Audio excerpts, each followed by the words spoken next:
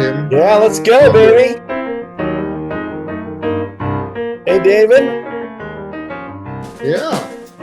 What a fun evening we're about to have. Hey, James. We are here with the one and only Brad Buzzi. Very excited about this. Henry Callan's on. Hey, Henry. Hey, Henry. Hey, Henry. Henry, we know you got questions coming, and we're prepared. Hey, Henry. What I got for you? Oh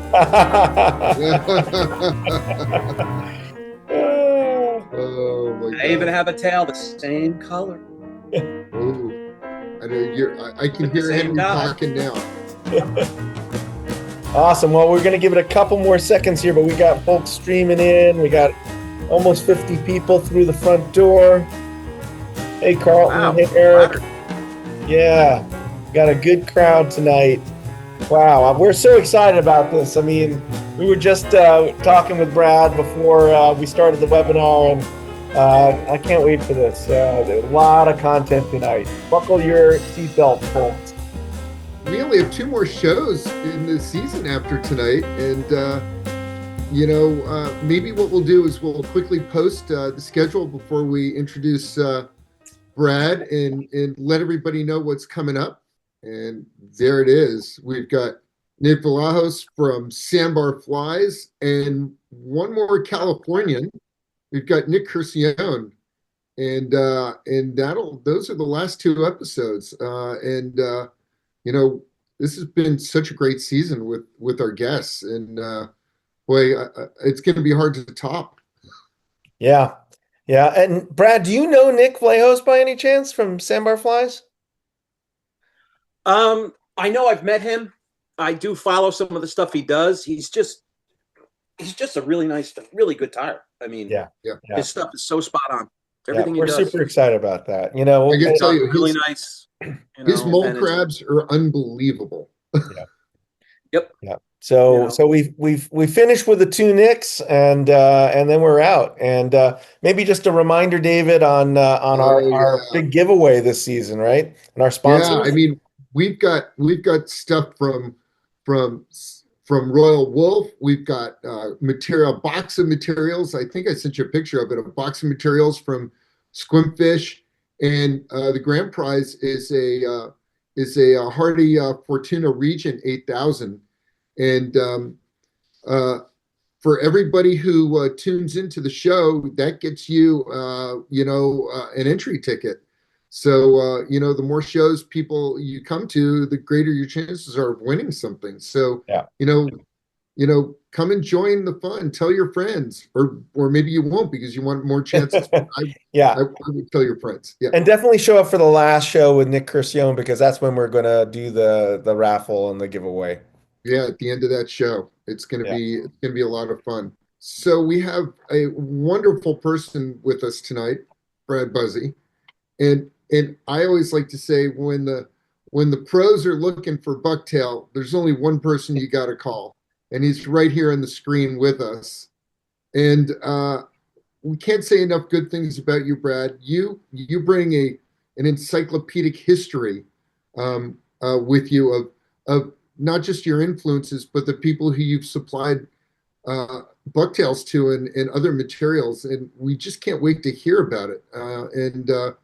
I'll kick off with the first question, which is sort of open, but why don't you tell us a little bit about yourself?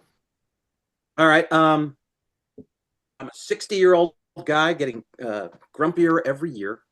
But when I was I grew up on the Jersey Shore every summer. My parents was one of the first people to have a house, be full-time residents down in a small little community called Normandy Beach, which is about 5 miles north of Seaside.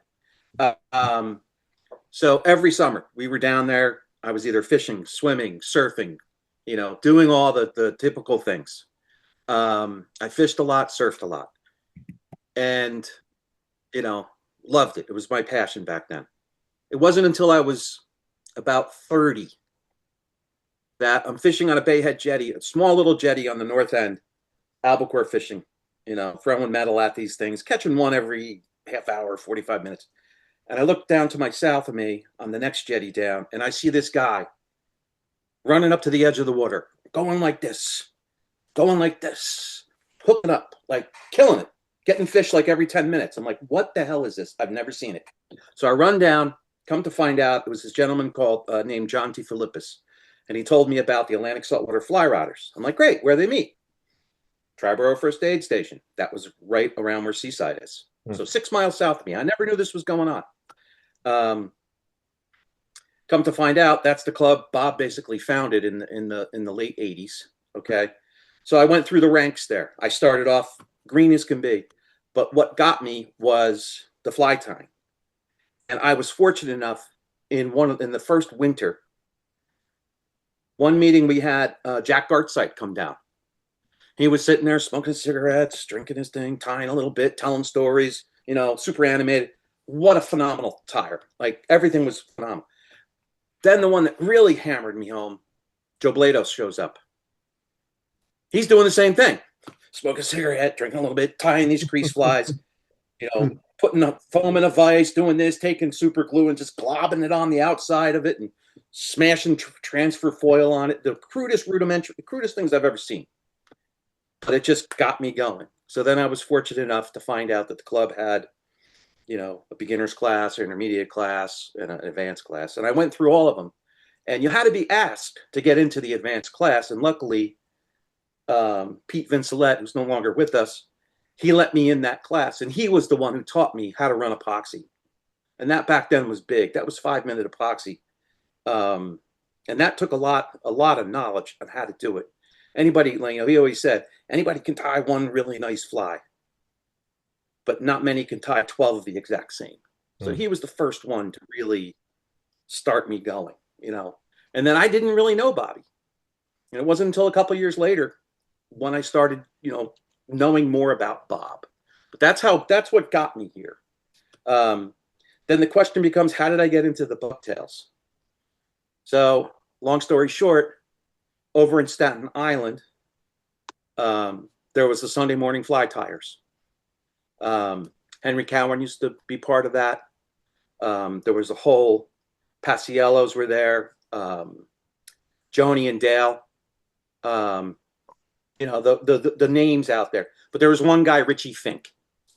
He was a great fly tyer, just a super nice man, ran a bicycle shop, whatever. And he started getting me bucktails here and there. And then I said, Ricky, how can I get like 100 of these? I really want to play with them. So Ricky Fink gave me my first, you would say, commercial contact into this. And that's really what started. And now to tell you how, much this business has grown and the popularity of it is, when I showed up to do my first show, I showed up with this little box with like 40 bucktails in it. Every one of them was $5. That was it. Didn't matter size, color, big ones, little. That was it. It was also back when everything was, of course, a lot cheaper. Now the tails have really gotten up there in price for many reasons. But that's how I got into this. I mean, that was it. And I was fortunate too with the Atlantic Saltwater Flyrodders. Just up until this year, this is the first year I've not held a position. I was president for at least 4 terms, secretary for 3 or 4 terms, taught so many people, being the fly tying instructor, it's a great club. If you need a place to go on a Tuesday night, there you go. So that's got me here. Amazing. And were you, when you sourced those original bucktails, then where did you go from there? Where do you get your bucktails now? And were you ever a hunter? Was that something that sort of? No, I never knew anything about bucktails. I mean, when I would get my tails in,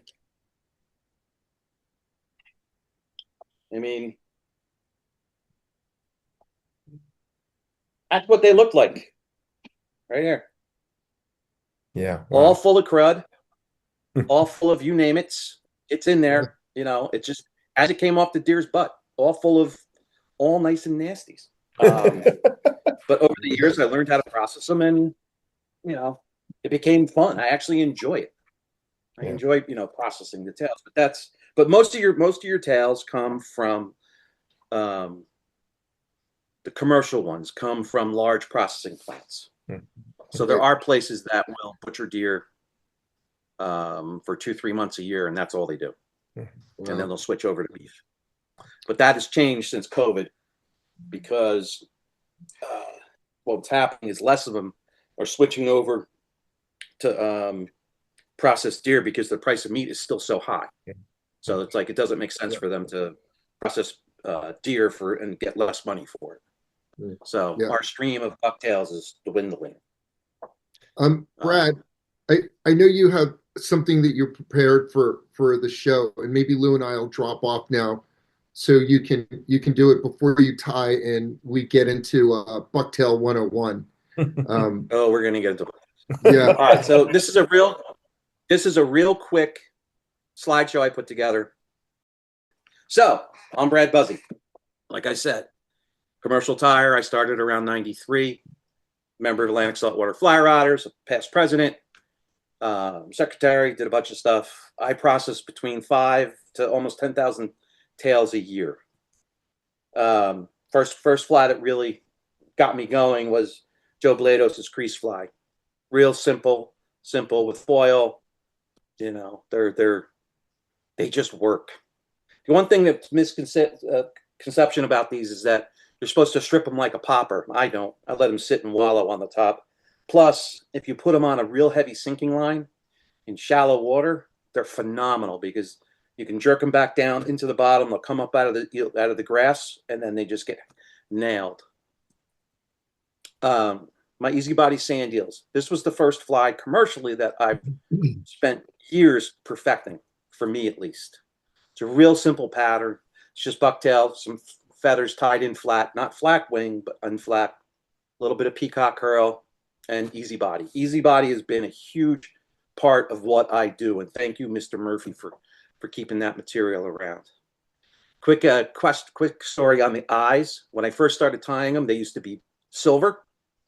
Then I would go into shops that didn't carry my stuff, and they would have knockoffs of mine, all with silver eyes. I'm like, this is weird. So then I changed them to orange. Then 2 or 3 years later, go into those shops. Now they're all orange. And it was just weird how people were copying everything you do. Now I'm up to a hot pink, I think is the color I have. I got into painting popper heads obsessively for about 4 or 5 years. I was Fly Tire magazine. I was on the cover. It was a very nice thing to do. But simple things, you know, howitzer poppers. This is probably my favorite popper when I want to fish something a little bit fancier than a bob's banger. Super simple. Same thing with the double barrels. Are those spray painted, Brad? Yep. I'll spray. I used to be at the shows.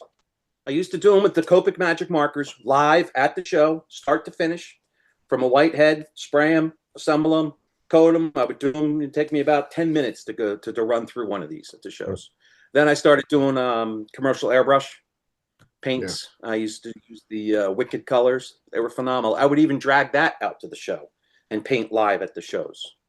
You know, you always have to have something fun for people to watch at the shows, but you have to teach people. Okay. Real simple.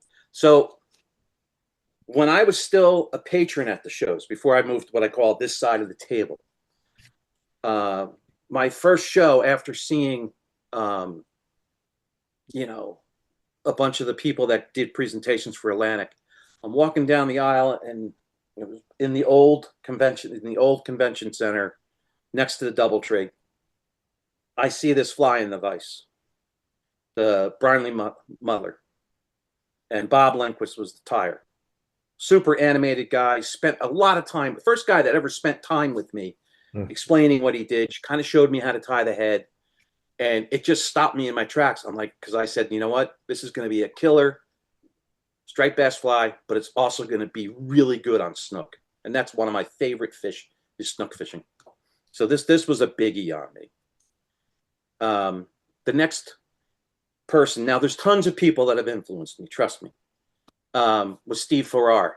I was so fortunate that when I joined ASWF, Steve was also joining then. So we kind of came up in the ranks together.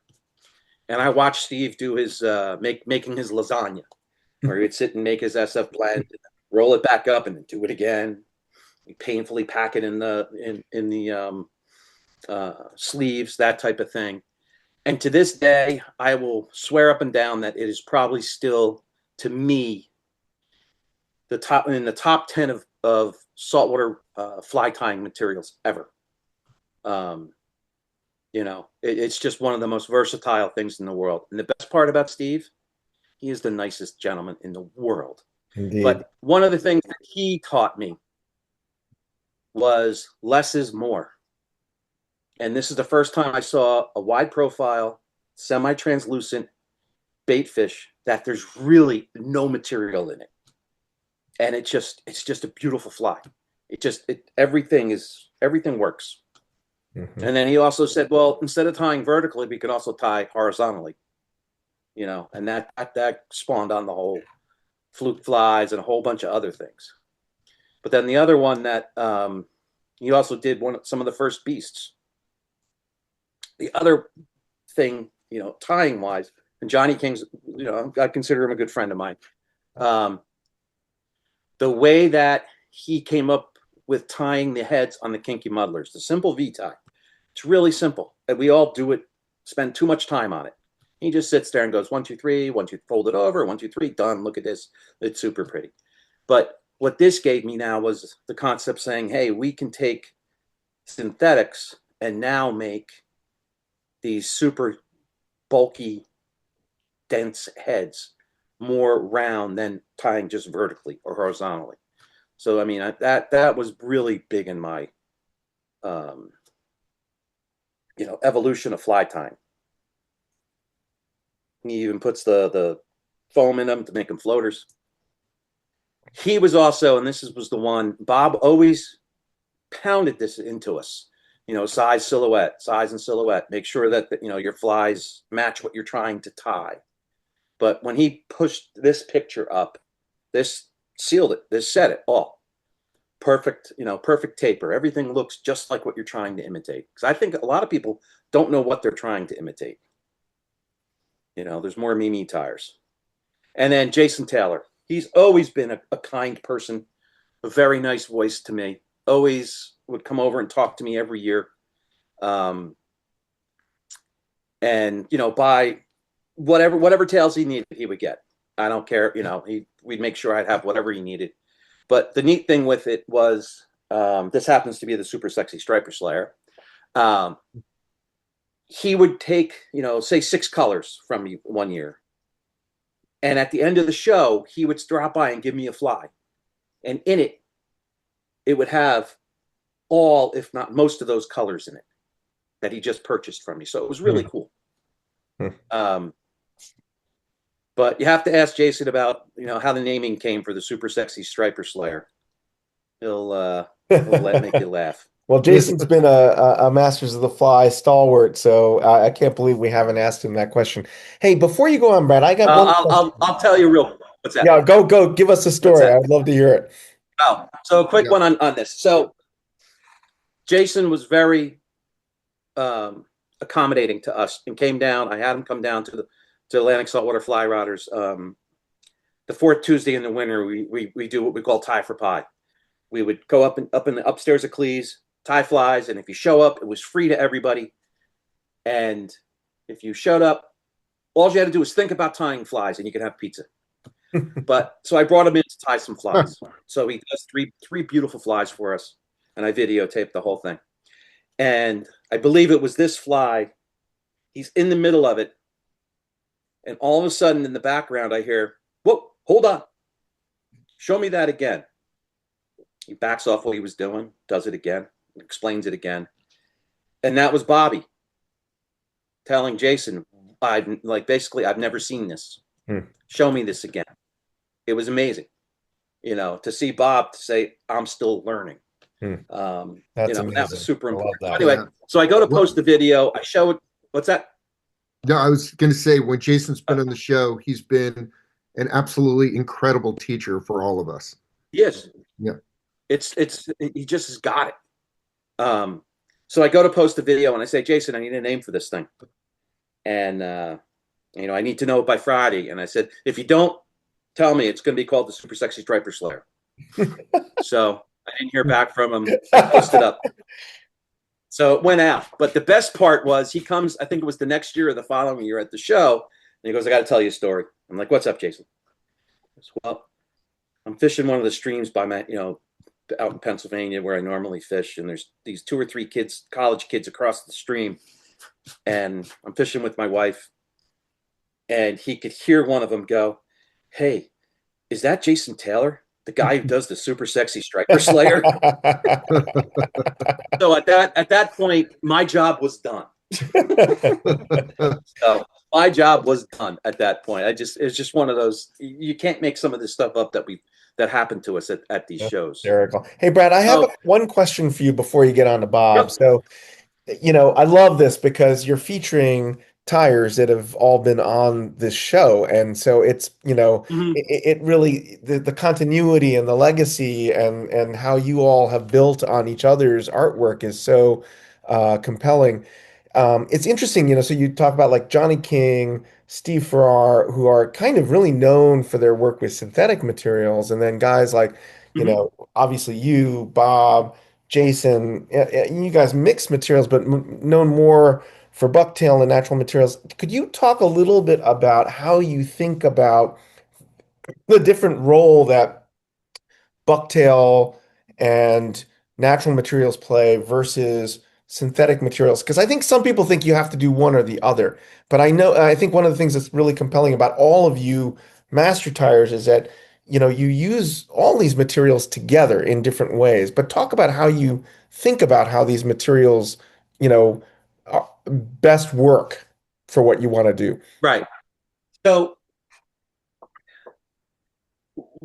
how I figured, started blending things together and bringing them together. The first thing I would always say to anybody is you have to understand each material. So, if you're going to learn SF blend, learn a ton of Steve's flies because you'll learn how to use it. Okay. Same thing if you want to start using bucktail. You got to put your time in and learn how to use it. So once you understand those things, then it's a lot easier to say, well, I can use this plus this. Like a lot of times you can use bucktail to support synthetics. Okay, for like a tail. You could tie in a couple feathers and throw some bucktail in it and then start tying bucktail over it or like SF blend over it. There's a lot of times where it's trial and error, but the biggest thing that I was always taught, besides when you're trying to design a fly, build it up as far as you can get it.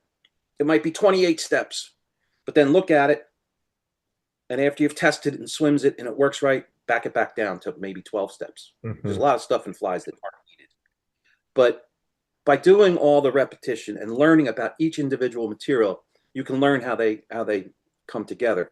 It's just like, if you put a nice clump of bucktail in, if I put marabou on top of it, it's going to be nice. It's going to puff up and down on the stop, and it's going to be cool. But if I was to wrap, say, cactus chenille around it, it ain't going to move. Mm-hmm. Cactus chenille has no movement. Okay. But if I wrap, say, polar flash, or strong polar fiber, hey, that can move almost like my bucktail. So you have to kind of marry that together. Mm-hmm.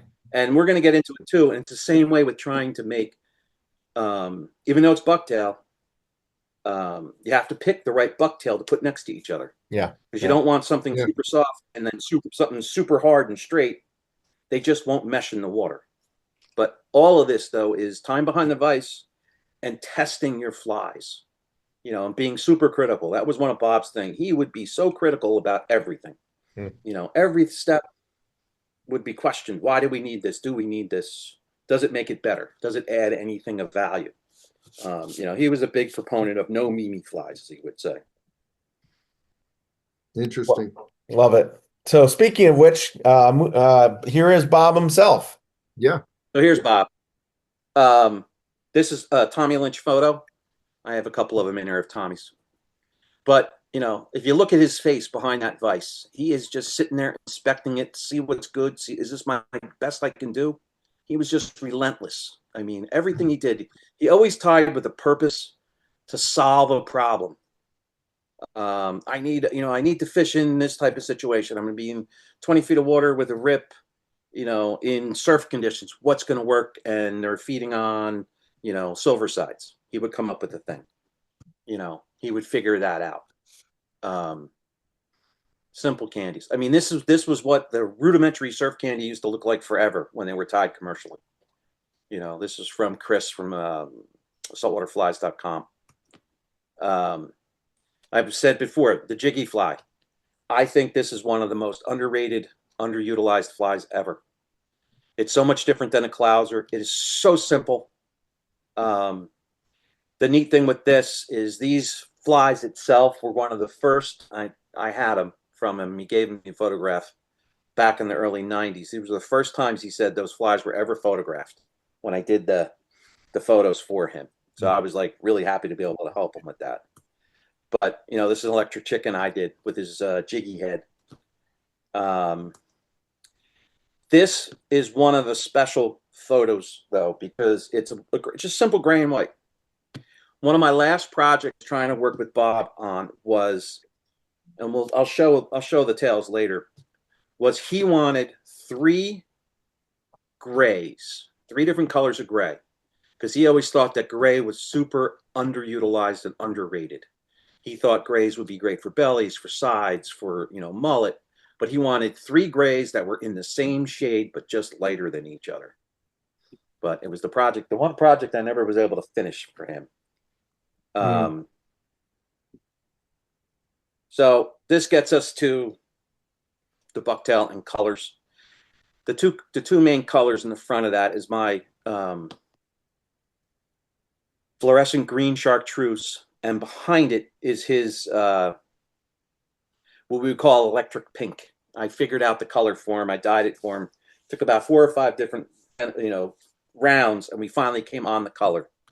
And I purposely then took 2 or 3 of the extra tails from that batch, put them in a bag, and wrote electric pink on it, so I'd have a good reference. I had all my notes on how I got there, how many tails, how much they weighed, how much of dye I put in. I had it all written down so I could try to repeat it. But we would always fight every time I would tie him more. This isn't the pink. I'm like, yes, it is. And I'd have to break out the bag of tails for him. This was one of his first big beasts. That was my first beast. Everything in the world that can be wrong with the beast fly is in there. But I proudly fished it for about 2 or 3 years, caught a bunch of fish on it, and I retired it. This was the other thing too, is, I talked about keeping notes. He was so critical about keeping notes on when he designed his flies. And this was just a simple, 7 steps to a pop fly, to his bucktail bunker. And then, of course, this was a huge influence. These 2 books, huge influence on me. And I was just very fortunate to be a friend of his and be able to provide him with almost all the bucktails that are in the fly design cover sitting there.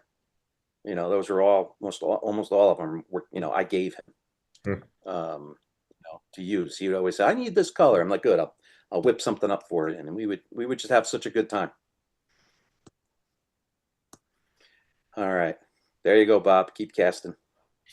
So I'm going to jump into this dyeing and whatchamacallit, like simple processing and a little bit about deer. Then after this, we're going to get into tails. I have tails coming out my butt to show you. So anyway, bucktail. That's what they look like when they're done. Where do they come from? Okay. There's only about 10 to 11 million deer killed each year. Okay. So that's not a lot. Hairline will go through 150,000 a year. So that's a huge chunk. Okay. Talk about where to find these things. Well, Mississippi's got the best deer population per square mile. And then it goes to Michigan, Pennsylvania, New York, New Jersey's around 20 per square mile. Okay. Those are the 3 main states. What makes a good tail? You want them to be somewhere from late October through December harvest. They have to have abundant resources, so plenty of food, plenty of water, plenty of shelter, and very little pressure. Not in urban areas, places where they can just be deer and not be worried about it. So those are your 3 main ones, but anything north is great. So How do we process the tails? Well, all I can say is this one didn't make it. So if you see a piece of roadkill, just get a pair of loppers, cut them off, put them in a bag. Don't show it to your better part, and have some fun with it. The key to having fresh deer tails, you got to deal with them within a day or two.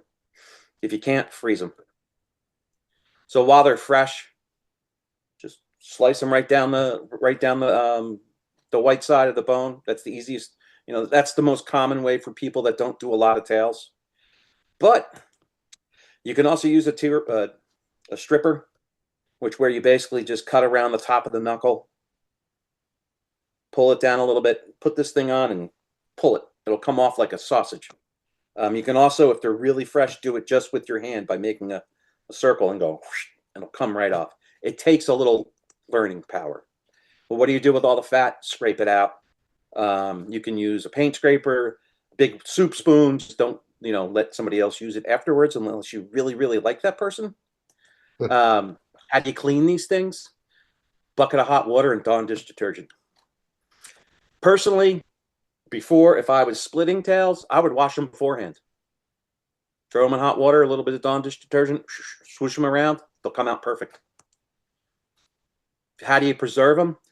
You can use a 50-50 mix of just salt and borax. That's it. Sprinkle it over the hide.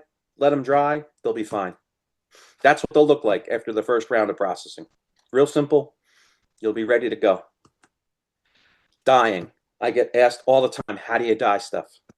So you use what we call acid dyes. It's a really simple dye. It's basically what your Easter eggs are dyed in. But don't use Kool-Aid. Kool-Aid's for kids. There's so much extra stuff in Kool-Aid that it really just screws up the dyeing process.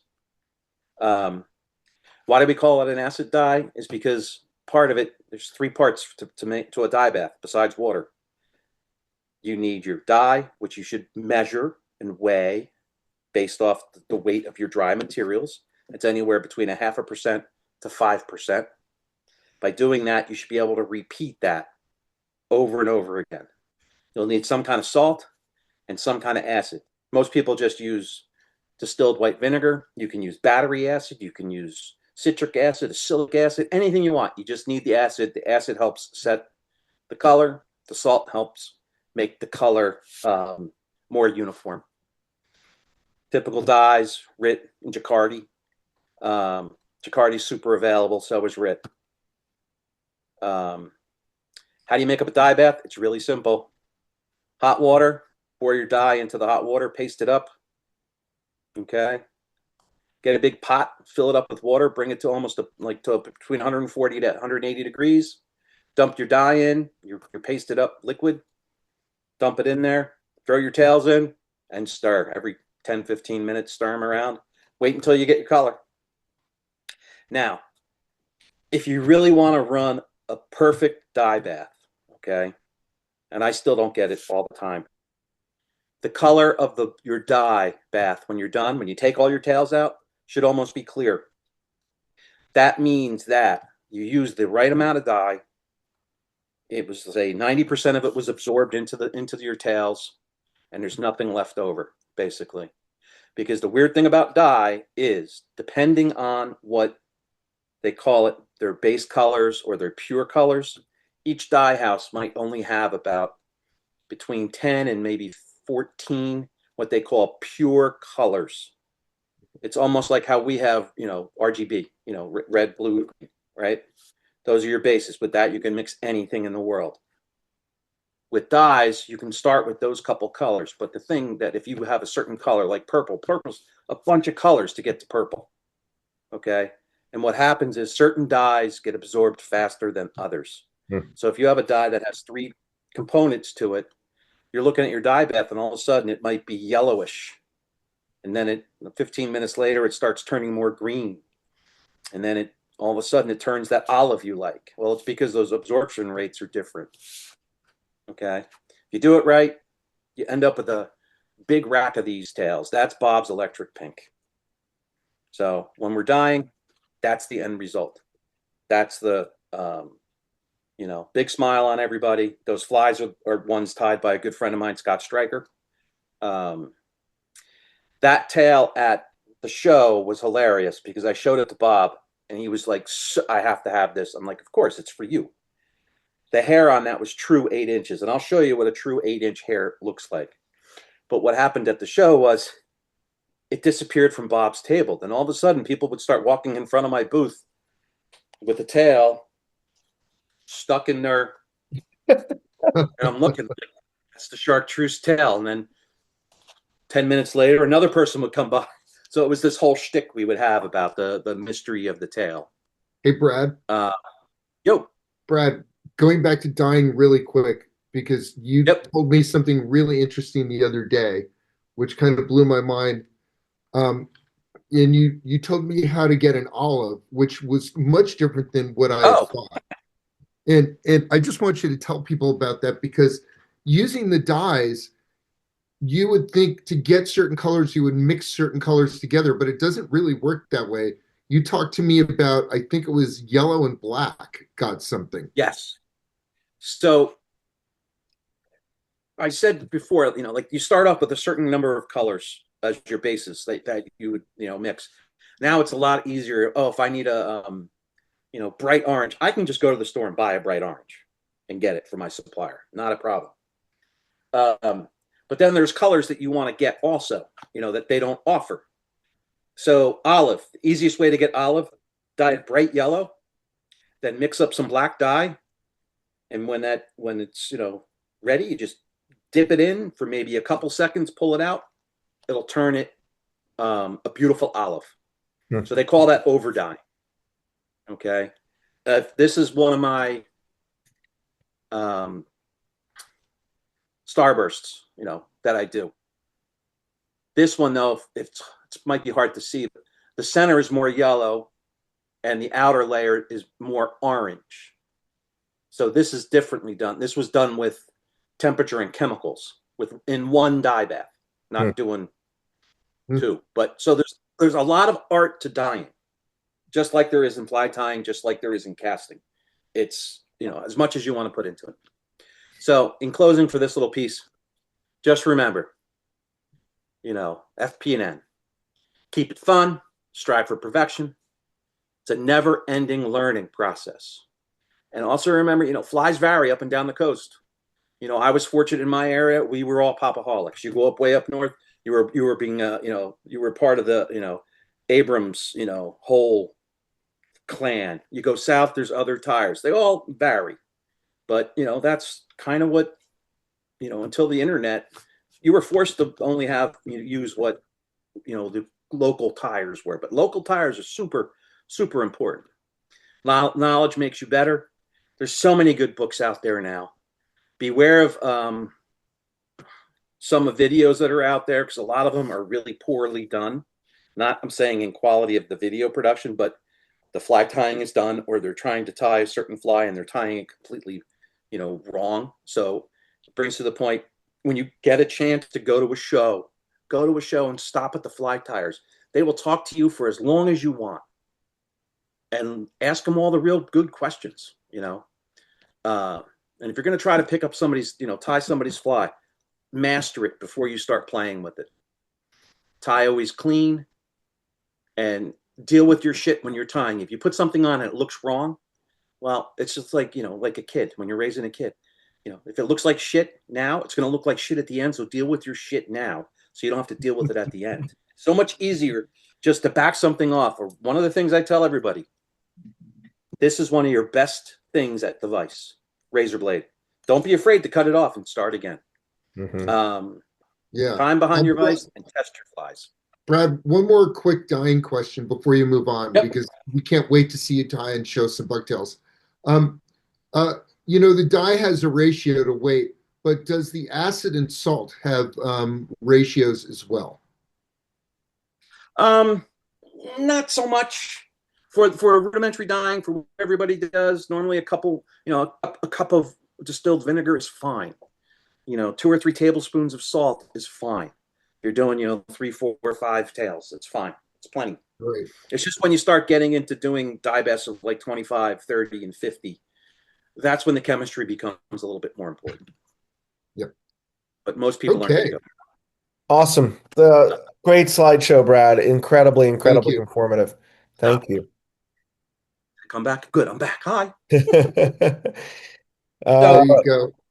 And and and Henry Cowan has a question. I'm going to ask it really yep. quick for him, and he just wants to know. Let me get to that question. He just wanted to know if using one of your premium bucktails, explain why part of the bucktail, at least for him, uh, are used for beast flies versus hollow flies versus clousers, and Okay. talk to us about the different pieces. And then we cannot wait to see you tie. So let me find it. You wouldn't believe the number of tails I have floating around this table.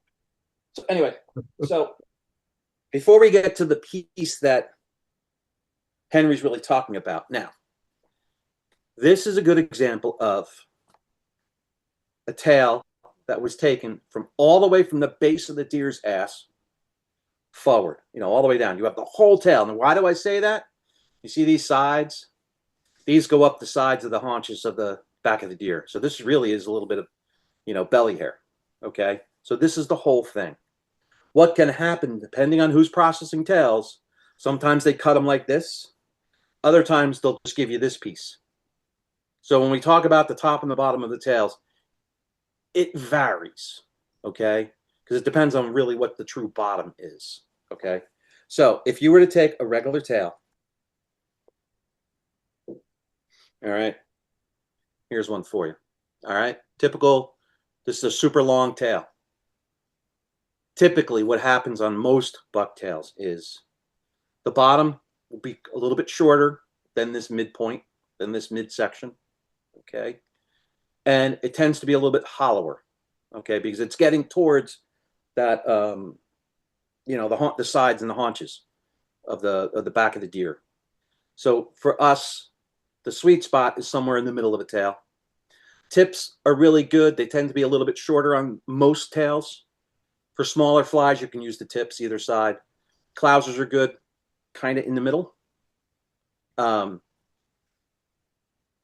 What happens on tails is, for Henry's question, it's kind of a loaded question. So like this tail here, it's super crinkly the whole way. It's soft. I could tie about 80% of my flies with this one tail. Okay. It's got everything you would want in a tail. It's got some longs. It's got some shorts. It's consistent. Okay. I got tons of fibers in the middle. Okay. I could tie tons of flies with this. All right. If you take, go back to this tail. This tail has got a lot straighter fibers. They're still soft. So if I was going to tie more beast flies, large profile things, a lot of people like the stiffer material. So you want to find a fly or a tail that has that for you. But as I get further up, like in this tail, now it's starting to turn soft in here, more crinkly. So I could tie a ton of deceivers, clousers, pretty much anything. And then you got your tips. So it varies on all the tails. You have to look at your tails. Now, here. This is another one. This is much more kinkier. So if I was a clouser guy and I like kinky stuff, I would be tying off of this. I could tie tons of it. Don't, though, judge a tail by the length of the hide all the time. Okay? This is a great, tail. Here's one behind it. Pretty much the same length. But look at the difference. This hair is truly super long.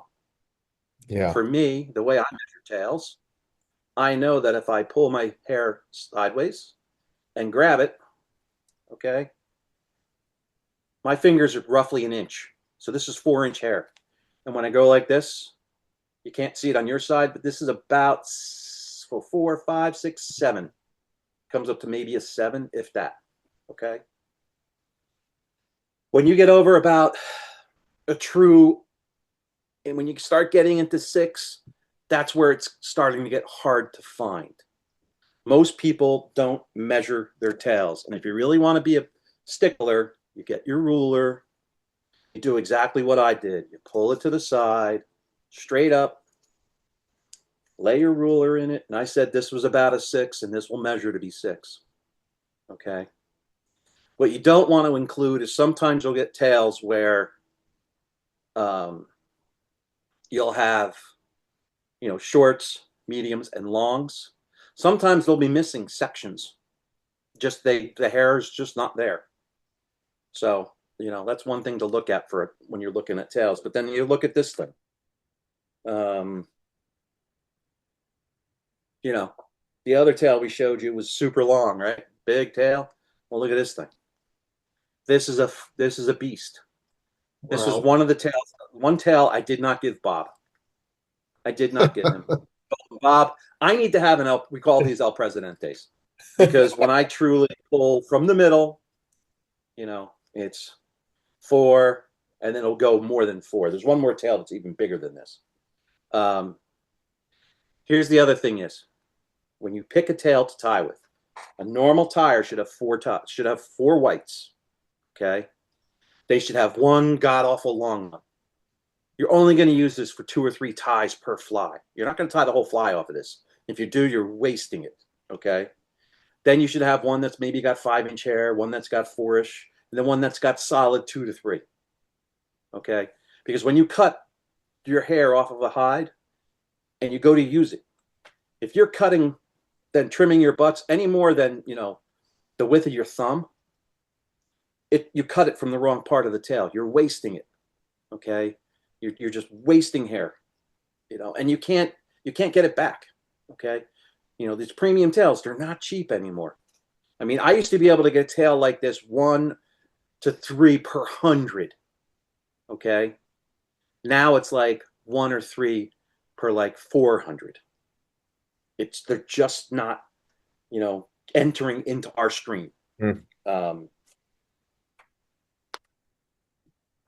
So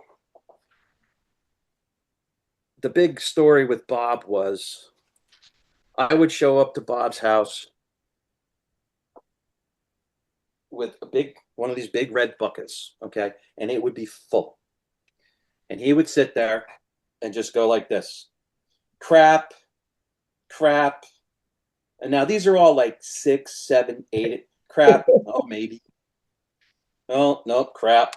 And he'd be like, whoa, I like this one. This one's mine, And then he'd be like, well, why do you want that one? Because it's big. But he also had a purpose for all of his tails. He knew, I could tie these beasts with this.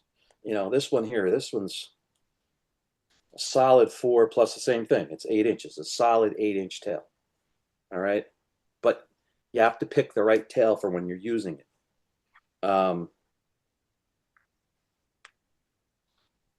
The other thing too with colors, okay? Everybody says, well, how do I shop for tails? The easiest way to shop for tails is, bring a list saying, I need a chartreuse, I need a red, I need a purple, and I need 2 more whites.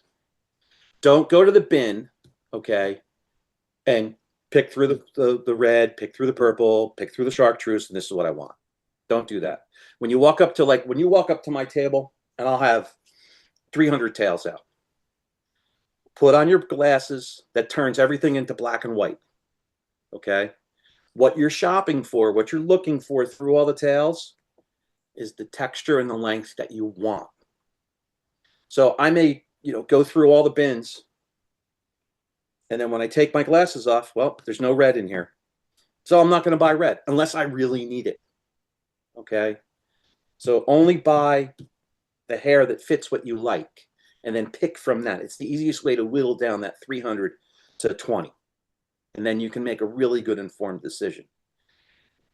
The other thing too is when you're trying to marry, we're talking about marrying naturals with synthetics, that also works for deer, okay? A tail like this is super soft. I could tie with this all day. But if I would take one of these and try to put it up against this tail, all right? It's a lot stiffer, all right? They might look good in the vise, but they're not going to move the same in the water. So on the paws, on the strip, they'll look fine. But then on the paws, the stiff stuff will be sticking straight up. It won't like come up with the rest of the, the rest of the fly. They'll just, stand out, look really horrible. So you have to, it's a learning process. I mean, I'm not, I still learn every time I tie something. Where's the other stuff? Some of the things that makes your life a lot easier at your table.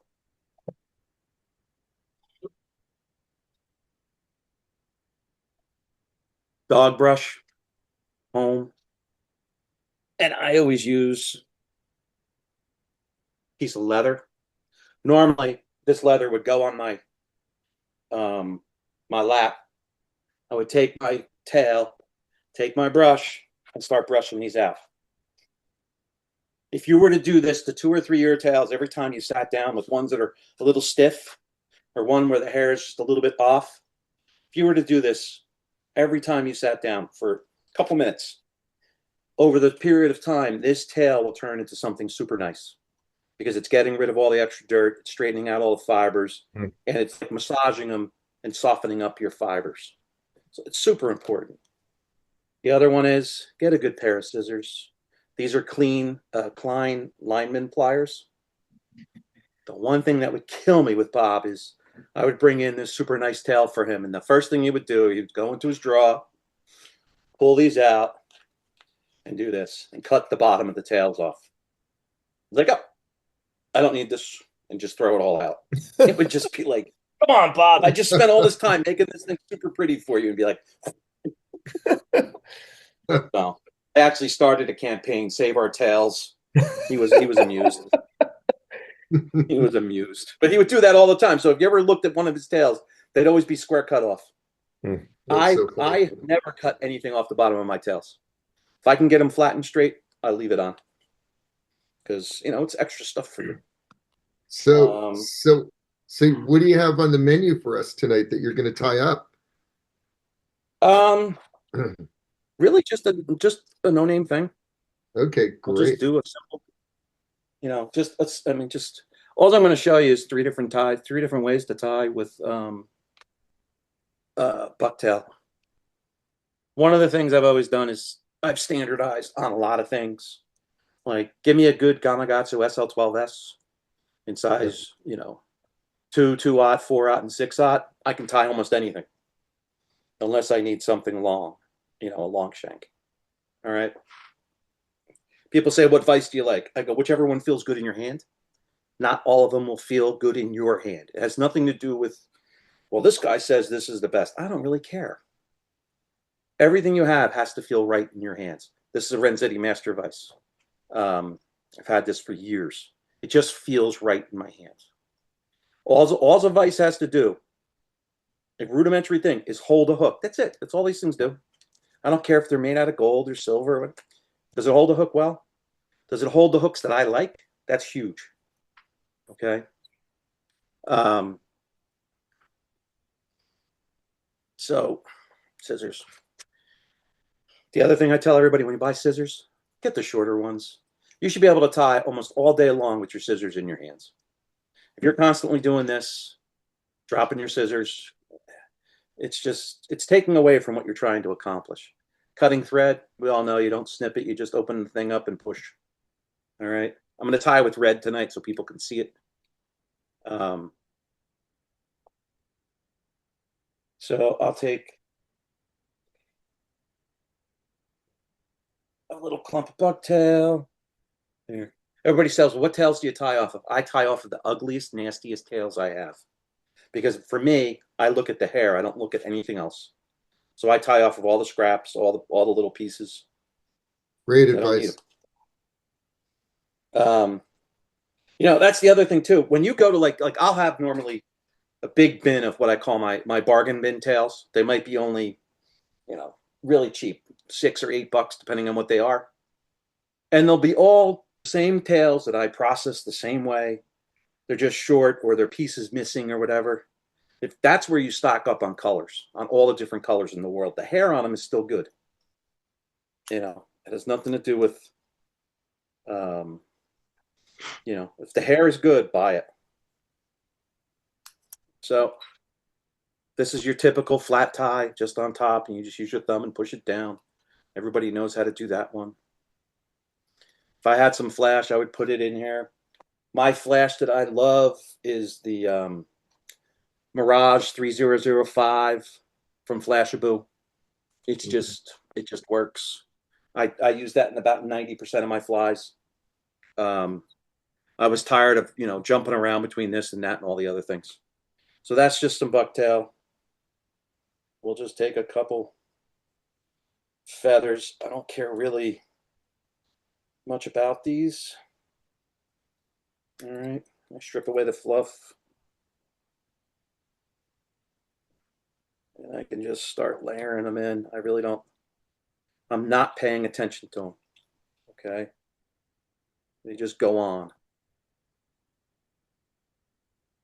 The other nice thing about feathers is if you leave this a little bit long, you can adjust them by pulling up the stem.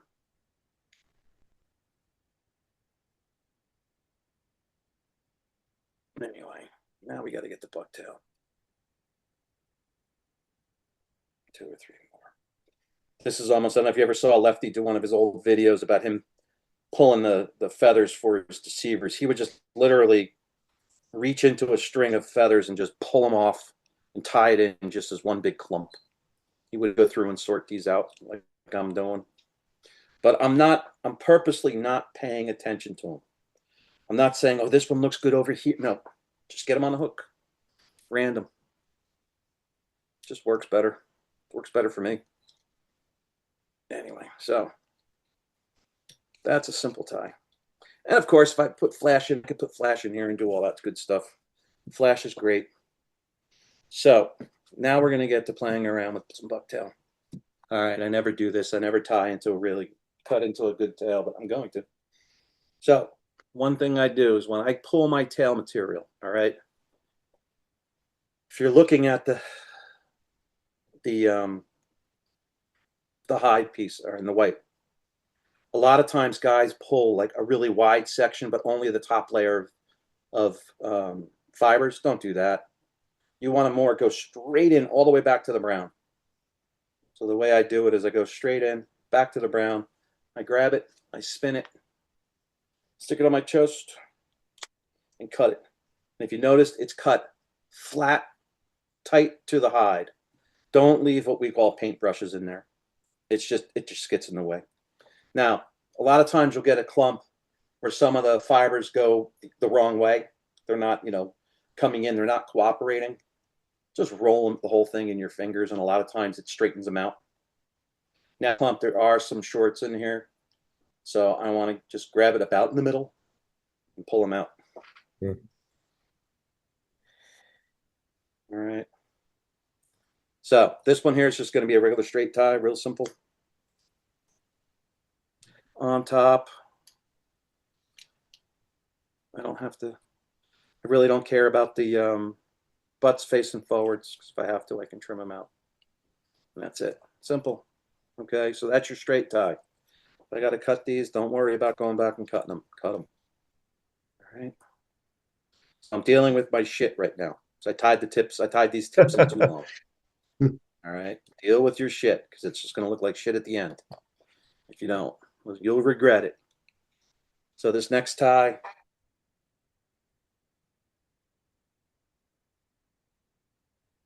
this will be a reverse. All right. We've seen all this. Now, the big thing is dealing with taper. So this first tie ends up about here. I want somewhere in between, shorten them up a little bit. So I will reverse this in my hands backwards. We all have seen this. Now, here's the fun part. Anytime you're doing reverse ties, your furthest tie, it could be your last, it could be not your last tie, has got to be perfectly perpendicular to the hook. If it's crooked, when you fold things back, one side's going to fold at one angle and the other's going to fold at another angle. So make sure that it's vertical. Now, for a reverse tie, I'm just pushing this around, getting it 360. There's 100 different ways to get it 360. So for a reverse tie, I move my thread backwards. Okay. Reason being, when I go push this back, now I use this little crease in my finger, And that is my pusher. There's my pusher. I don't need a pen. Sometimes I use pens. On the big ones, I use pens. Just push this back. Real simple. Okay. See, it's pretty straight. I want to go all the way back. I'm good. All right. You make that look Now, so easy, Brad. Yeah, really, you know really what? do. It's just time. It's time behind the vice, guys. You know, these are three ties. It's only 3 different ties you got to know with bucktail. So since I left my thread back here, okay, for a reverse tie, you want to tie on top of the bucktail. So it's done. I'm on top. If I left my thread forward, I would then have to try to jump the hump. And a lot of times it falls down, jump the hump, falls down. You know, I want to be like Fonzie jumping the shark. I want to get up and over and land. But this time I don't have to do it. That's interesting. Because it's up and over. You know? All right. Now, here's a quickie for you. All right. A lot of times, I'll put glue in these flies if I'm tying, you know, for sale. I won't use super glue. Not on as much as I can avoid it for bucktail. What glues I like, Solaris Flex, even we were talking about liquid fusion's fine. It's just enough to hold things. All right. Hardest Hull is great. You know, Hardest Hull, love this stuff. You know, you can be part of the Sally Hansen's pro staff if you want. Sally Hansen's work great, but just a dab. All right. And why not super glue? Why not the super glue, Brad? So if you take bucktail and it flexes, okay, think about when you were little and you would take a wire hanger and you would bend it a ton of times. It just snaps. If you do that with bucktail with, you know, a hard glue, every time you cast it, the stuff moves and moves. Over time, you'll start losing bucktail because it breaks at that joint. Okay. Does it happen immediately? No. But it's just one of those things you know, you have to build this into. If you can build these little things into your tying, your flies become more durable. They last better. They perform better. Okay. I mean, that's why, like, we used to get high as a kite on, like we said, Softex is great for this. Or you go back to, you know, the original stuff, Dave's Flex Cement, best thing in the world. You just got high as hell tying with the stuff. Here's the other thing is a lot of times I like to do, like, I don't have glue. I'm not going to put glue on this. So what I'll do is I'll put a whip finish in here. So learn how to do it by your hand. And the way I teach it is so simple. All right. There's 3 moves: peace sign, windshield wiper, holder, and thrower. So I make a peace sign, windshield wiper. I go like this. Well, okay. Windshield wiper. I'm looking at my fingers, my nails. Hold it, throw it. Oh, I got to look at my fingernails again. Roll it, peace sign. Boom. Hold it, throw it. It's the same every time. If you do it right, you give your friend the peace sign. If you do it wrong, you give the guy the finger. So don't give the guy the finger. Okay? And when you're done, you just pull. You're done. It's a true whip finish. And I could do that 100 times. Okay? So that was your typical reverse tie. Going back into my tail and pulling from the same spot. Okay? Hey, Brad, while you're tying this, how can people get your Amazing Tails mail order? Right now, you can't. I haven't found a really great way to do it. The reason being is I am just so anal about trying to get the right tails into the right tires. I mean, this is going to sound maybe not nice. There's so many people that just come up to my bins and it's like, oh, I need a white, I need a gray, I need this. And they're just like, boom, boom, boom, in and out. Okay, they don't really care about what they're buying. They're just looking for a color and they're, you know, they're going to do fine. But I would hate to see a guy end up with some of these, you know, super processed nice tails. And it's just going to be, no offense, Clouser, you know, the guy's going to tie 40 Clousers out of it and just waste a perfect tail that would have been great for hollow flies or, you know, stuff that you need good hair for. So I just haven't, I mean, I used to take pictures of them all, post them one by one and drop them that way. I'm probably going to go back to that. There's just no good way to sell sell these things. I am going to be picking up hopefully 2 shops in the Northeast. I can't say who, but 2 of them in the Northeast that everybody buys from. Okay. So we're going to go reverse again. Same thing. 2, 3, 4, push. I can leave these butts in this time because this time I want them there. Now, if I was doing a reverse, I would leave my thread backwards. This time we're going to do a hollow. So before I do a hollow, I look. I'm like, oh my gosh, I missed some back here. I can do it 2 different ways. I can solve the problem by adding a little bit more. Or I can deal with my crap, undo it, and push more around. Now, before I would move forward with this, if I wanted to add some flash or some accent colors, this would be a good time to do it. So if I wanted to put a couple pushes of, you know, Henry's phenomenal hot pink fluorofiber, I could do it right now. If I wanted to add like a lateral line, say if I wanted to put some lavender in it, I could just tie in some lavender here flat and just lay it in. Okay. So as I build it, I can just start layering pieces in. So for a hollow, for a reverse, I showed you I left my thread out back. For a hollow, I want my last ties to be perpendicular and leave it in the front. This is all basics. Same thing. Here's the pusher. Push, push. All right. Do I like this? It's okay. All right. Now, by leaving my thread forward, all I do is pull forward and I'm here. I'm ready to start building the great pyramid. All right. The biggest thing now when we start to build this cone of thread, a lot of guys build a cone of thread like a ice cream cone, where they just start one spot and just keep on adding and adding, and they get to the top of it and they're like, oh, good, I'm great. And then all of a sudden the whole thing just collapses. Okay. The easiest way to tie, to make, for me at least, to make the thread dam is you do 4 or 5 ties forward, come back. A couple more, come back. You kind of do it in a layer, you know, like a layering thing. All right, so this one here, we can just keep going. Go forward, come backward, come forward. I'm exaggerating the crud out of this. Come back. And then I can sit and watch this thing collapse as much as I want. I'm looking at it. This backside's a little bit more tilted than the front, and I'm missing a little bit over here, so I'll just pull some of this forward. All right, try to fix it.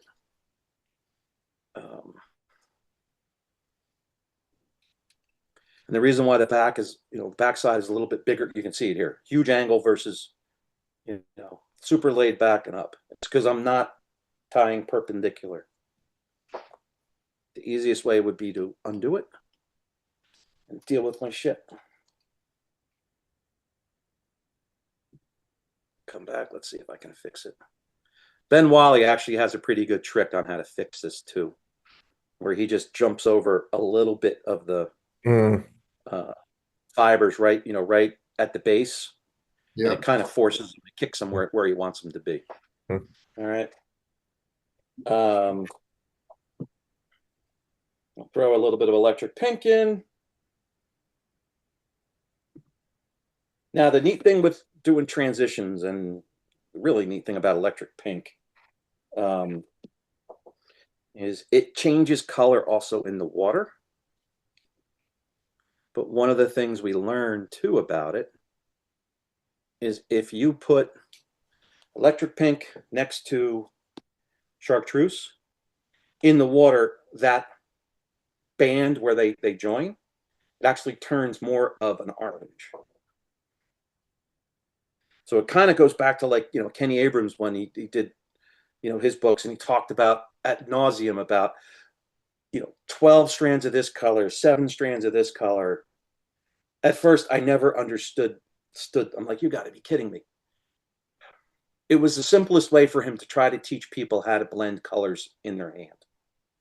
It's something a lot of people don't do anymore. I don't see it a lot. You know, like the other nice thing is if you're going to go from one color to a super, you know, big color change, do it in three ties. Do your light color, and then your second tie, instead of the last tie would have been, a super dark color. Your second tie, mix a 50-50 mix of the light color and the next color, the next color. Mix that together. Now you got a nice transition between them. You just won't get that, razor sharp edge, which is what I don't like. Except if it's pink and chartreuse. So this is close. Boom, boom, boom. And you can see I'm not being gentle with these fibers at all. We're just pushing them, mauling them. One thing I will say, as a fly tyer, I do not tie pretty flies. Like, I could look at a dozen flies sitting on a table, and from all different tyers, I could always pick out Jason Taylors. I could always pick out Scott Strikers when it comes to bucktail work. Always pick them out. They'd be just, boom, you just look at them and they're there. That gets that. Take some chartreuse. This is my worst part of every fly I tie. I am horrible at heads. Horrible. I was the king of what I used to call the Jimmy Durante flies. The fly would be 2 inches long. The head would be an inch. I'm just horrible at it. But it's just the way I am. One little trick I've learned is a lot of times when you get to the head, it's hard to get this last clip go around real easy because the hook eye gets in the way. So just turn your vise if you have a rotary and come in it this way. So now I'm just going right around the eye. So it's not getting in the way. It's hard to maybe understand for people, but once you do it, you'll figure it out. Yeah, it makes sense. So you're turning it to the side so that the hook is basically so it just goes down. Yeah, this is the round piece. Not now my blocking. fibers do this, as opposed to trying to go out. A great tip. That's awesome. Out and around. Yep. Going straight now. Yep. Now, this is the spot where the last chance you would have to add a little bit of color. If you wanted to put like a little darker color on top, if I had some whatever color, you could put it in here. Just do a quick straight tie. That's it. Simple, simple. But the techniques, there's 3 or 4 different techniques. You just got to tie a lot and use them. And I noticed, Brad, you're not really like bothering to stack the hairs or anything like that. Is that because the tails you're dealing with, they're all so consistent? These tails, most of, like all my whites, this tail just has got great taper in it. It's already built in. Yep. Okay. For the lengths. When I start going, up this way, it's hard to see in the video, but once this is all wetted out, all the fibers will collapse and be right, kind of in line. What I don't like to see is where you see a tail, a little bit of material, and then it'll come up, an inch or two, and then the next clump ends there. They have to be always, has to be a set of concentric cones. Yeah. If you can think of it that way. Yeah. And Brad, is there ever a time where after you clip hair off the tail, where you would strip out the shorter tails underneath, or you're using everything? So for this one, fibers. I was using everything. Okay. Bob was the king of this, though, for what you're getting at. What Bob would do is he would take a long tail and just pull the tips, okay? So instead of taking this whole clump, all right, he would take the clump, grab just the tips, and now pull all the shorts out. Let me go this way. Yeah. He would sit here and pull all the short ones out. And then when he would cut it, the shorts would still be in. Wow. So our standing joke was that when I would bring over tails, he would take my 7-inch tails and make them into 5-inch tails and then trade them back to me. When I would go without. And like vices, are you the same with the bobbins you use, whatever bobbin's comfortable in your hand? So The two that I like, I love the half inch right bobbin. Favorite one. Yeah. Favorite one. Out of all 90% of the times I tie with this. Okay. For me, why do I like it? It fits my hand. I can still palm it. So I can, put more tension on it. Once you set their little set screw, you pretty much have this consistent tension the whole way. But it's one of the ones, it holds, it's durable enough, it fits my hand properly. This is one that I've been playing with. It's a hairline vise. It's a hairline bobbin. Okay. Price point's pretty good. I forget what they're going for, but they're a lot less than a $40 right bobbin. Right bobbins are great, but the prices are getting out of control, just like everything. It's a little bit longer of a barrel than I like, but it fits my hand nice. My thumb fits perfectly here, on this part of the, that's where my thumb will land. It just feels right. It's just like with all your tools and stuff, treat it like you're trying to buy like a real expensive pair of leather shoes. You have to try them on. You just can't, walk in them a little bit before you know if you like it. Just don't go, I want this. Oh, everybody says the loon one is great. It's a great bobbin, but it may be too heavy. It may not, fit your hands, or it may not be good for small thread. It may be good for heavy thread. You gotta, do your homework. Same thing with vices. You gotta play with them. If you want to buy a new vise, go borrow one of your friends. Say, hey, I was really looking at the master vise. All right, here, borrow mine.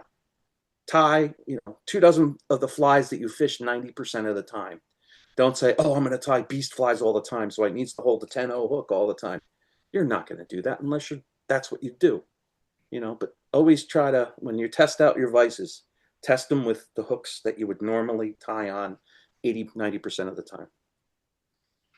So here's the last one. Now, Steve Farrar was the one who kind of showed me how to get the heads a little bit smaller. And and he showed it to me with synthetics. You're using the backside of the eye as a stopper for your thread. So you can get really close to the eye, put your thread wraps in, tie it off, it's done. Okay? It's not going to keep on, chasing down towards the front of the eye. And once again, peace sign, peace sign, peace sign, go. And if you get good at a half hitch, you can do it with one finger. So this is truly a whip. And the way you know it's a whip is that you can pull your thread underneath all your ties, your thread. Once again, don't cut, just dagger. And actually going a little bit blind, it's better if you dagger. The main reason too is if you do a lot of stuff with feathers and marabou and all this stuff, you go in to cut your thread and all of a sudden you lose the front third of your fly because you made a mistake. Dagger, it's so simple, done, out. It's like quick story. So the first show I ever did was for Paul Fuller up in Wilmington, Massachusetts. Bobby tells me at one of the shows, here, 2 weekends, you need to be up here. Paul knows you're coming. I'm like, holy crap, it's my first show. I'm like, oh my God, I'm like freaking out. So I get my MapQuest out, got my printed directions. It was right before TomToms came out. And I go up there. And this is how I knew that I meant to be in this. I call it the insane asylum. The fly tires were like part of the insane asylum. It's like one flew over the cuckoo's nest on steroids. So I get there. It's me. I'm on the end of the aisle. Some young kid doing salmon flies. But then it's like Skokes, Mike Martinac, and Bobby. Okay, this is good. I know Bobby. I've heard of Martinac, and I heard of Skokes. Like, this is good. So Skokes comes down to my table. Hey, Buzz, you got any batteries? I need some. Like, look, I'm like, no, I don't got any. So the next day, we're tying, and I'm looking down, and I see Martinac at his table with this old guy in front of him. And the old guy bends forward, and all of a sudden I hear, what the hell? This guy's farting up a storm. I'm like, oh my God, Mike must be dying. Guy goes away. Then later on, another couple young kids are up in front of Martinac, and Martinac reaches down to get some. Whoa, what? Oh my God. This went on for like a dozen times. And then I'm looking down, and it was Skokes and Bobby. They put a fart machine up underneath Martinek's table with a remote. And they're just sitting there laughing like these little kids. And I'm like, boom, I belong here. I'm good. You know. So I always say the fly tires were like the land of misfit island. You know. Then that was the first night I went out, and he goes, all right, we're eating over here, be here at whatever. So I get there first. We get in this long booth. I'm like, all right, let me get in first. So I'm sitting up against the window. Skokes comes in, Martinek comes in, Bobby comes in, and Lefty shows up, and Lefty's handler was there. Like this fly tires row of just phenomenal people, but just legends. The whole night, my contribution to the dinner was, could you pass me the salt? That's all I had to say. Hey, Brad, can you pull that fly out of the vise so everybody can see it? Yep. Because so I mean, pretty fat. Yeah, look at that. Nice profile. You know, now when this thing gets done, you know, it'll all turn into all this stuff will collapse down once you run under hot water. But this is like the simplest 3-4 step, you know, bucktail deceiver I do. Hey, by the way, Brad, I have that photo you sent me of the sketch. Do you want me to put that up? Okay. Talk about it? Yeah, throw it. Let me unshare. So when the Edison show was held back in Somerset, it was notorious for Tiki's bar, and a lot of shenanigans would happen there after the show and even during the show. So one of the nights, it was around when Blaine was starting with Shanks and stuff and, you know, doing his stuff. So I'm sitting there with Blaine, with Bobby. I think Jaborowski was there. There's a whole, you know, like 6 or 7 of us sitting there.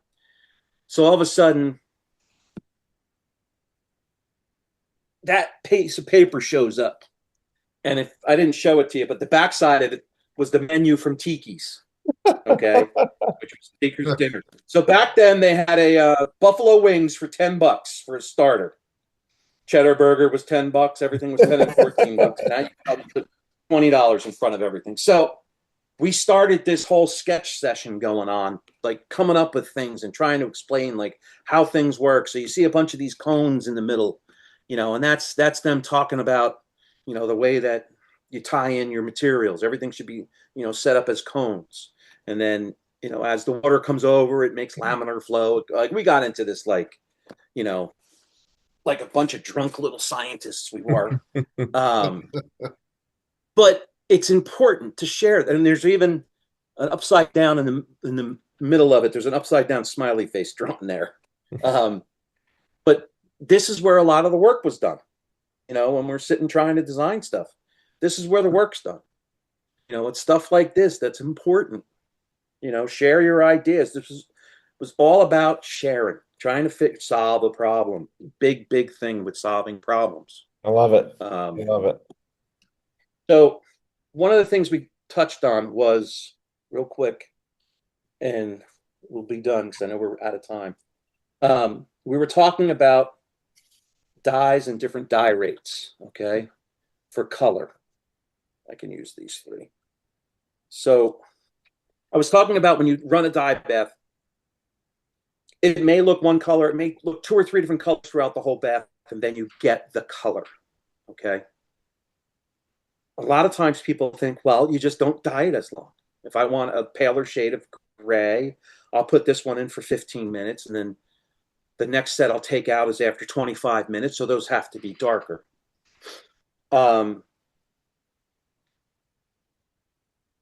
Where it fails is a lot of times you'll start getting hues of colors in those other shades that you're getting out of that one dye bath. Okay, so this one is pretty good. This one here started picking up purple in it. I'm like, that shouldn't have purple in it. It's supposed to be a darker gray. Now, these 2 came out of 2 different dye baths. They're, you know, if I had a paler one, it would be nice to show of this color. But I had to run them twice. I had to run one with, you know, say 3% dye per and this one might have been 5% of gray to get the proper colors. Because if you don't do it, then they'll start taking these hues on, because this, certain hue comes in first before the final color gets there. Hmm. So that's the, part of the science and art form of dyeing, is when you have to understand a little bit more than what the package says. I mean, you can get, what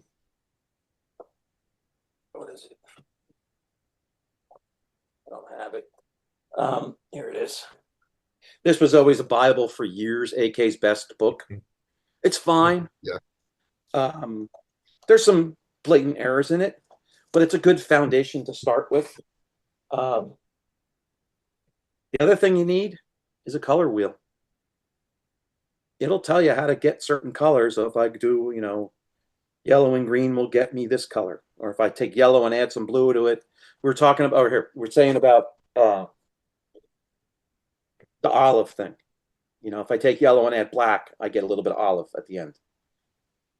One of the ways to get like a neon green, which is a very hard color to get, like bright fluorescent neon green, take fluorescent yellow, add the smallest amount of blue, and you'll get a neon green. And I mean small. I mean, I don't know if anybody remembers those little McDonald's stirrers they used to have with the little spoon on them. Yeah. Like that much of blue dye. Not, not something like that. You might use this much yellow, but you're only going to use, infinitesimal amount of we could say a pinch. You could say a pinch of blue. Yeah. Yep. Boom, boom, boom, boom, boom. Well, yeah. So I mean, it's Bucktail is fun, but like I said, if you can, try to sum up the whole thing with Bucktail. If you're just starting to tie, find a type of hair that you like that you can tie 80 or 90% of your flies with, and just start amassing all your stuff that way. And then when you want to start branching out to do, say, big beast flies or big hollow flies, then only pick up one or two of maybe something straighter and stiffer. Okay? Because this last fly, this is relatively, these collars are pretty straight. This one's bent, but they're straight. They're stiff. The, whatchamacallit? The white that I was using was very soft. Okay. But on that last fly, you could blend those two together real easy, because the white was always kind of laying down. And then the front was the big collar, and that's the ones that the hot water and all that, juju works. And I will say, when you tie anything reversed and hollowed, like something like this, trust the process. Okay. Don't add a little bit more because you think you need it, because you're not. And then I was never a believer of the whole hot water thing. It works immensely. Like here, this is, wow. That is basically something like this that turns into that after it goes in hot water. Wow. Okay. Incredible. This one actually is one of JT's flies. Because it's got a lot of ostrich curl in it. See how I was able to pull the little bit of peacock curl on top? Yeah.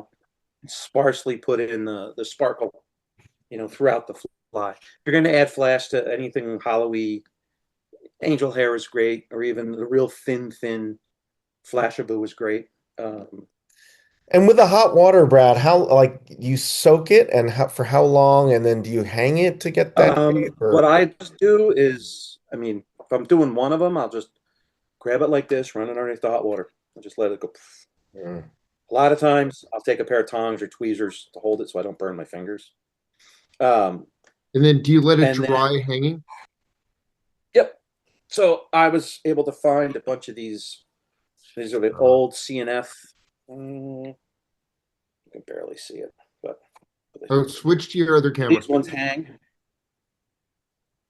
Which camera are we at? We'll go with the big camera. Yeah, we're at the fly-tying camera right now. Go with that one. Good. There we go. So when it's wet, you just hang it up. You find a spot on your vise, and you hang it.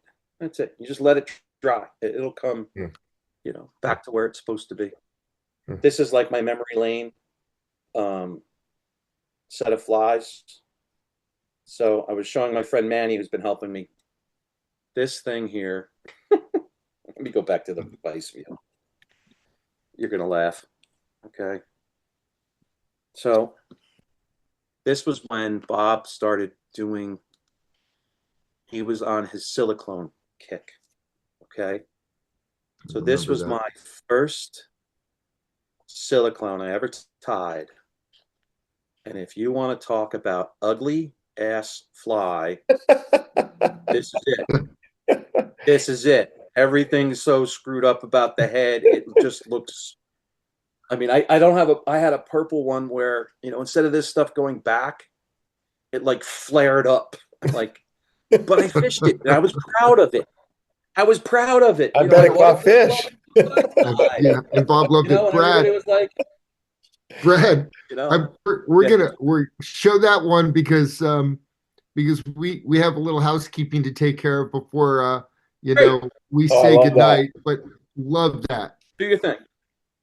So let me just put one more up in here. First of all, this has been an incredible evening, incredibly educational, and the chat off to the side has been really blowing up. Brad, you're getting a lot of love in the chat. Everyone just thanking you so much for this incredible evening. Look at that. Yeah. And that was one of my 1980 or 1990s. How I got to be a big fly. It's the hideous looking. It even has a stinger hook in it back here. Wow. And I tied it on a tube to get it in there. And then the stinger's way back here, upside down. I mean, we didn't have the knowledge to build big flies with bucktail until Bobby really put it together for us. Yeah. He gave us the road. He gave us our next set of tools. Yeah. And my only thing is, I'm hoping that before I leave this world, there'll be another fly tyer that will come up with the next truly innovative, not just fly. It's got to be a technique, something or a series of techniques. You know what I'm saying? That we can use. You might get to see that. You might get to see that in our next episode coming. What's the date, Lou, again? Good question. I'm like so blown away by this. Hold on 1 second. So the next, it's Nick Vlahos. It's March 25th. So next week, next Wednesday. But, so it's gonna be a lot of fun. And Brad, we hope you watch Nick tie because he's really quite something, and he's really developed quite a following. Yeah, and he ties some beautiful small things. He ties some big stuff too, but his small stuff is just amazing. And again, I want to thank you for joining us this evening. This has been a dream of Lou's and mine for the past 3 seasons to have you on the show, and we are really grateful to have you here. Anytime, guys. I just, I'm really appreciative that you gave me, this little slice of time here. And I also want to thank all my friends and all the people that have stopped by over the years that have come by my table, enjoyed a little bit of fun and enlightenment, and the friendships I've made over the years through these shows. And I really want the group of people that I really should thank a lot are the Ferminskys, Ben and Chuck. They've given so many of us a platform to display and share and learn from others. For us, me being I say on this side of the table, learn from others more and more about what we do.